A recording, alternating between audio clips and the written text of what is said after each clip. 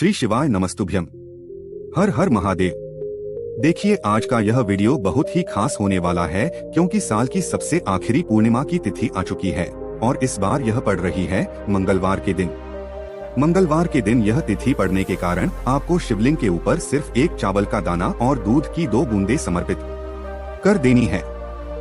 पूज्य गुरुजी ने कहा कि अगर पूर्णिमा के दिन आप यह विशेष उपाय कर लेते हैं तो आपके जीवन की सारी दरिद्रता समाप्त हो जाती है। आपको अगर आर्थिक समस्याओं ने घेर रखा है, कहीं से भी धन की प्राप्ति नहीं हो पा रही है, व्यापार में आए दिन कोई न कोई नुकसान होता रहता है, कहीं न कहीं किसी भी प्रकार की कमी होती रहती है, घर में लड़ाई झगड़ा होता है, तो पूज्य गुरुजी ने कहा कि सिर्फ यही एक उपाय आपकी सारी समस्याओं को समाप्त कर देगा।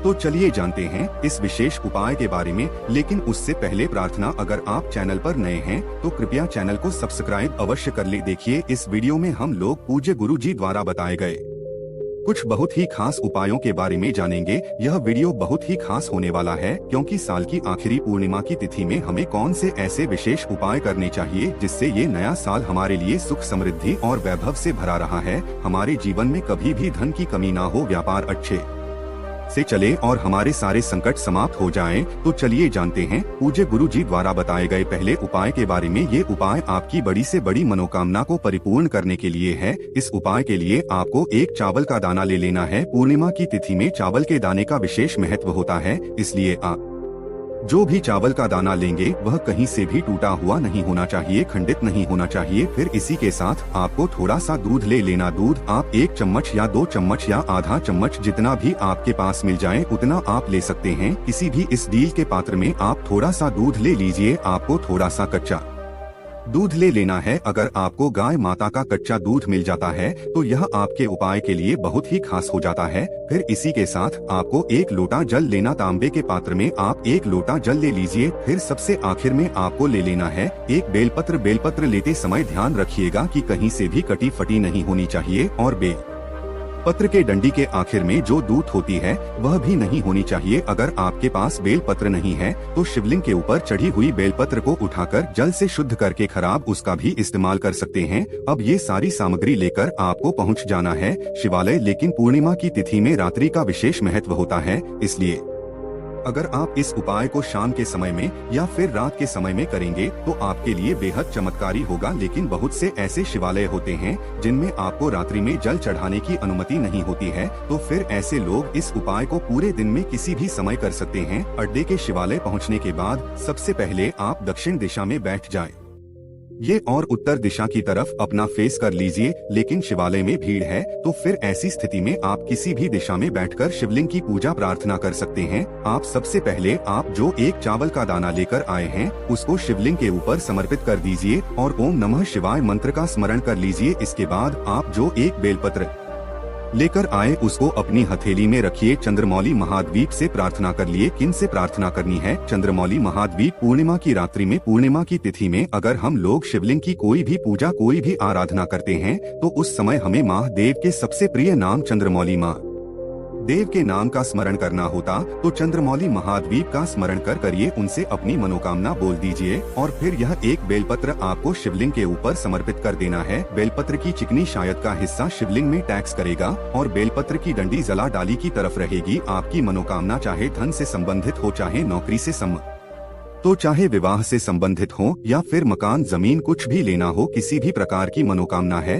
तो उस मनोकामना को चंद्रमौली महाद्वीप से बोल दीजिए और प्रिय बेलपत्र समर्पित कर दीजिए। इसके बाद आप जो दूध लेकर आए हैं उस दूध को इसी जो पर समर्पित कर दीजिए। इसी बेलपत्र के ऊपर ये दूध समर्पित कर दीजिए। आप जितना भी थोड़ा बहुत दूध लेकर आए हैं उसको समर्पित करते जाइए और चंद्रमौली महादेव के नाम का स्मरण कर लीजिए। फिर उसके बाद शिवलिंग में जो आपने दूध समर्पित किया है वह शिवलिंग से होता हुआ नीचे जाएगा। तो शिवलिंग के साइड में जहां पर आप अपनी 3 उंगलियों से त्रिपुंड लगाते हैं, सामने आपको समझाने का प्रयास किया जा रहा है। जैसे आप 3 उंगलियों से त्रिपुंड लगाते हैं, ऐसे ही आपको 3 उंगला शिवलिंग में दर्श करानी है और जो अभी आपने दूध समर्पित किया है वो आपकी तीनों अंगुलियों में लग जाएगा। अब यही तीनों ली आपको अपनी आंखों के ऊपर लगा लेनी है और अपने मस्तक पर फेर लेना है। फिर उसके बाद सबसे आखिर में आप जो 1 लोटा जल लेकर आए हैं उसको धीरे धीरे शिवलिंग के ऊपर समर्पित करते जाइए और लगातार चंद्रमौली महाद्वीप के नाम का स्मरण करते जाएगी। फिर इसके बाद आप वहीं पर शिवलिंग के सामने थोड़ी देर बैठकर फिर वापस अपने घर आ जाइए। पूज्य गुरु जी कहते हैं कि पूर्णिमा की तिथि में जो भी व्यक्ति इस अचूक उपाय को कर लेता है तो उसकी मनोकामना चंद्रमौली महारथी शिव की कृपा से बहुत ही जल्द परिपूर्ण हो जाती है। बस आपको इन 3 उंगलियों से त्रिपुंड शिवलिंग में बनाना है और उसको अपनी आंखों के ऊपर फेर लेना है, फिर अपने मस्तक के ऊपर फेर लेना। आप जानते हैं पूज्य गुरु जी द्वारा बताए गए दूसरे खास उपाय के बारे में। ये उपाय आपको माता लक्ष्मी को प्रसन्न करने के लिए तथा भगवान नारायण को प्रसन्न करने के लिए करना है, जिससे आपके जीवन में धन धान्य की कभी भी कमी ना हो। लेकिन इस उपाय के लिए आपको 1 लोटा जल ले लेना है। स्टील के पात्र में आपको जल ले लेना है। इस स्टील के पात्र में आपको जल ले लेना है। फिर सबसे आखिर में 1 या 2 चम्मच या फिर आधा चम्मच आप गाय का कच्चा दूध में मिला लीजिए। फिर इसी के साथ आपको 11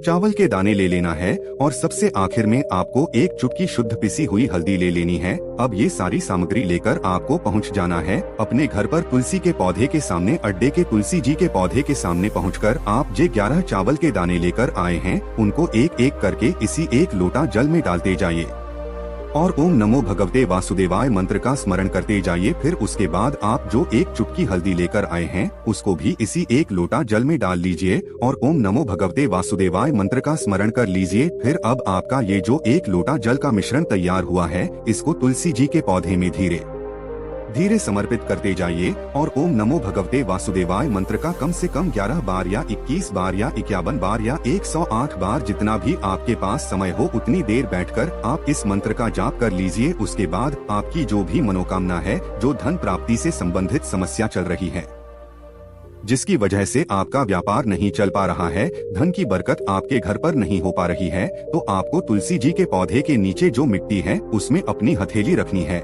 और अपनी मनोकामना बोल देनी है। लेकिन तुलसी जी के पौधे के आसपास मिट्टी है जिसमें भी आपने जल समर्पित किया है वह गीली हो गई है। इसी मिट्टी में आपको अपना हाथ रखना है और अपनी मनोकामना बोल देंगे। फिर उसके बाद वापस आ जाना है। पूज्य गुरु जी कहते हैं कि पूर्णिमा की तिथि में इस उपाय को आप शाम को सूर्यास्त के पहले करिएगा। सूर्यास्त के बाद आप इस उपाय को नहीं कर सकते हैं। आप जानते हैं गुरु जी द्वारा बताए गए सबसे आखिरी उपाय के बारे में। ये उपाय भी आपके जीवन में धन धान्य को बढ़ाने, लाख रुपए पैसों की कमी अगर आपके जीवन में चलना या आर्थिक समस्याएं अगर आपके जीवन में चल रही है तो फिर आप इस उपाय को कर सकते हैं। इस उपाय के लिए भी आपको 1 लोटा जल ले लेना है। तांबे के पात्र में आप अपने घर से जल ले लीजिए। फिर इसी के साथ आपको 1 कमल गट्टा ले लेना है। कमल गट्टा हमारे जीवन में धन को आकर्षित करने का कार्य करता है। धन की कोई भी समस्या अगर हमारे जीवन में चल रही है तो हमें कमल गट्टे वाला जल शिवलिंग के ऊपर जरूर समर्पित करना चाहेंगे। 1 कमल गट्टा आपको किसी भी पंसारी वाली दुकान से या किसी भी जनरल और वाली दुकान से बहुत ही आसानी से मिल जाएगा।